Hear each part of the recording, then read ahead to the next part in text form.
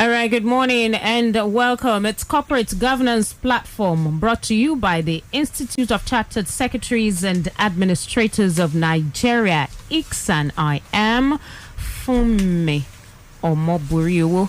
ICSAN is dedicated to enhancing the status and practice of corporate governance and public administration. ICSAN is the only professional body authorized in Nigeria to conduct the examinations leading to the qualification of chartered secretaries and administrators.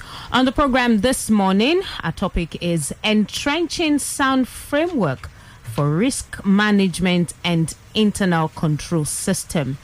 Our guest this morning is the chairman, Edo Delta chapter of ICSAN. She is also head legal and corporate affairs, Research Diagnostic Services. I have Mrs. Juliana Ehigiamuso right here. Good morning, madam. Good morning, Fumi. Nice talking with you once more. All right, good to have you on the program.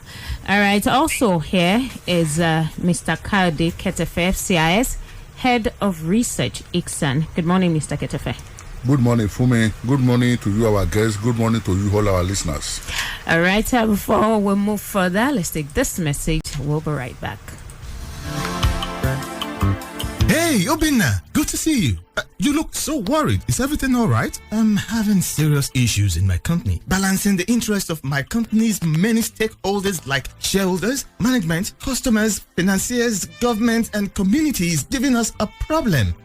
That has to do with corporate governance. Exactly. Then you need to get in touch with ICSAN. ICSAN? Yeah, Institute of Chartered Secretaries and Administrators of Nigeria. ICSAN. They provide you with seasoned and top-ranking professionals trained to uphold the standards of corporate governance and efficient operations. You can also get in touch with ICSAN if you want to become a chartered secretary and administrator. Contact ICSAN by visiting the website www.icsan.org or call 009 06 601 69. ICSAN, the hub of governance professionals. All right, like I said earlier, our topic is Entrenching Sound Framework for Risk Management and Internal Control System. All right, Mrs.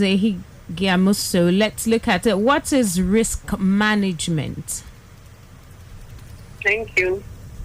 Risk management, when you talk of risk, you're talking of exposures or situations where a person or a group or a company or an organization is exposed to dangers involving possibilities of unwelcome, unpleasant happenings, that the potential of an event, an action, or an inaction that will threaten the organization's ability to achieve its objectives. So when you talk of such, you could say risk management is the process by which these organizations now methodically address such anticipated risk attached to the activity with the goal of achieving sustained benefits within each activity and across the portfolio of all the organization's activities. It's the continuing process by the organization to identify, to analyze, to evaluate,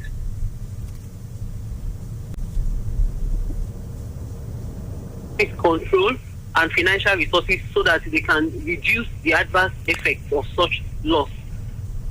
Risk management example. Okay, I wanted to give examples of. Okay, go ahead. Situations. Go ahead. Okay, examples of such situations are things that could include strategic failures in the organization, operational failures, financial failures, marketplace distortions, environmental disasters, natural disasters, even regulatory violations that could incur liabilities.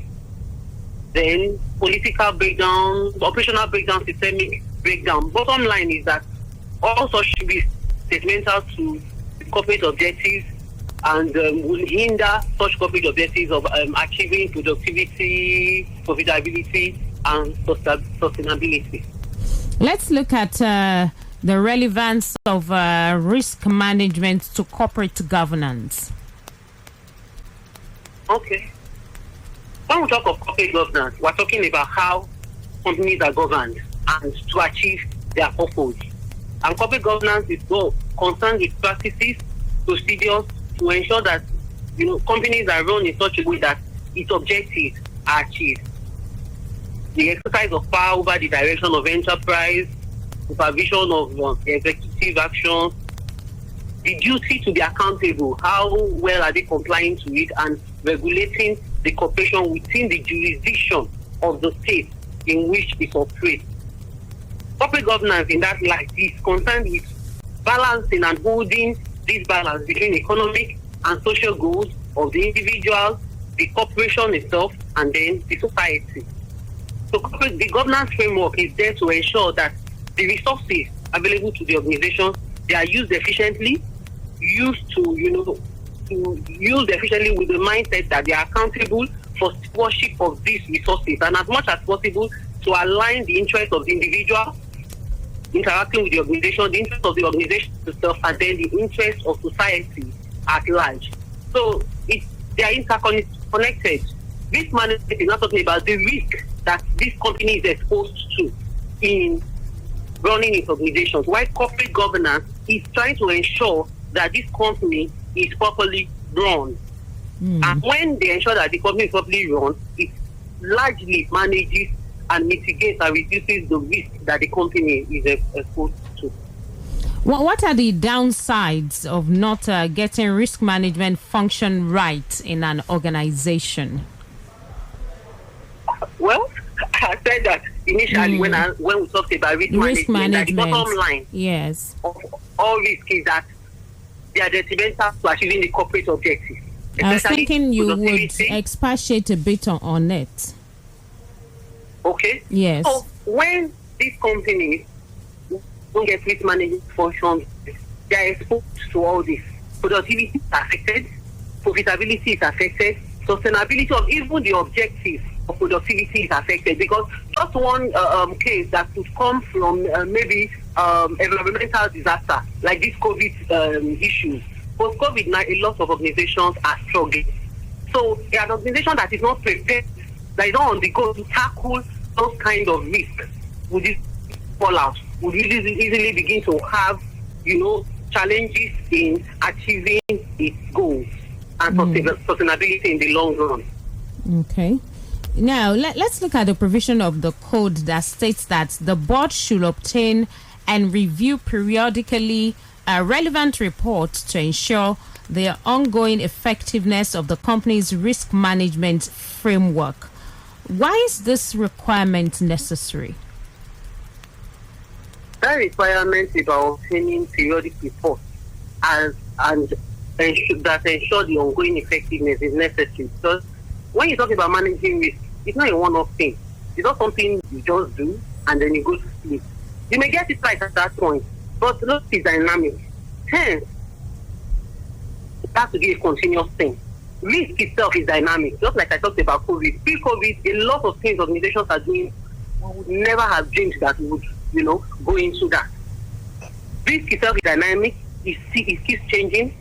Set of risk that the organization is exposed to today, it may not necessarily be the same one that is exposed to tomorrow. So as the risk change, you have to also, come up. The strategy to contain and manage such a risk has to change so that it can be effective, because you want it to have a good strategy on ground and to have an effective strategy. So before you know it, a framework that you have established to deal with risk last year may suddenly become obsolete this year in view of new upcoming issues, and it will leave such a company exposed to varieties of risk, with, of course, the attendant dire consequences.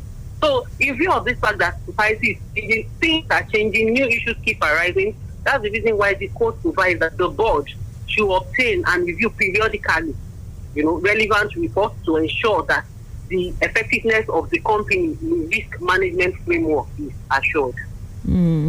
Now, why do you think the code provides that the chairman of the committee responsible for risk management function should be an independent, non-executive director? The committee responsible for risk management function, the chairman should be an independent, non-executive director. Yes. First, we should ask the question, who is an independent, non-executive director? Or maybe I should even talk first on who is a non-executive director before we move to is and independent. A non-executive director is a director that is not assigned an executive responsibility in any organization. That means he's not involved in the day-to-day running of the organization. So such a person is non-executive. Now, when you talk of his independence in relation to that organization, you are referring to his freedom from all things that can fetter his discretion, things that can affect the decisions he makes in the running of the organization. Remember that, recollect that he's not involved directly there.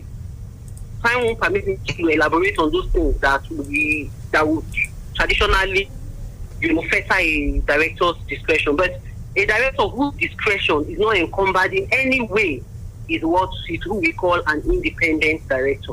Now, to the question on why the chairman for the committee managing risk management for should be an independent director is that he will be able to ensure the oversight of all important tasks of risk management because his decision is not being influenced by anything, and then make sure that he's not entrusted to people that would compromise the objectives of the organization. And such a person will be in the best position to function optimally because if the disinterested party is a party that will, because he is disinterested, he's not fettered, he's not encumbered, he can look at it more objectively than someone who is either an executive director or involved in the affairs of the company. All right. Thank you so much, Mrs. Juliana Ehigiamuso, FCIS Chairman, Edo Delta Chapter of ICSAN, also Head Legal and Corporate Affairs, Research Diagnostic Services. Thank you so much for joining us on the program this morning. My pleasure, ma'am. All right, Mr. Ketefe, let me come to you for some announcements. Thank you very much for me. The first announcement is on a webinar on economic, social, and governance ESG, which is holding today. Dear governance professionals and members of the public generally, the Institute hereby invites you to a webinar on economic, social, and governance ESG coming up today, Wednesday, June 23, 2021. The commencement time is 11 a.m. West Central Africa time. The webinar, which is being organized by the Abuja chapter of the Institute, has the theme Environmental, Social, Corporate Governance ESG Beyond Reporting. The theme, as I said, is Environmental, Social, Corporate Governance ESG Beyond Reporting. The webinar is conceived to further enlighten participants on best practices on corporate governance as regards economic, social, and governance matters. The guest speaker is the Corporate Relations Director and Company Secretary, Guinness Nigeria PLC, Mr. Rotimi Odushola. Participation is free. Registration is, however, required. The link to register for this webinar is already posted on all the Institute's social media platforms. You are hereby enjoined to quickly go ahead and register to participate at this seminar. There is still time as the program is slated for 11 a.m. The seminar promises to be enlightening and enriching.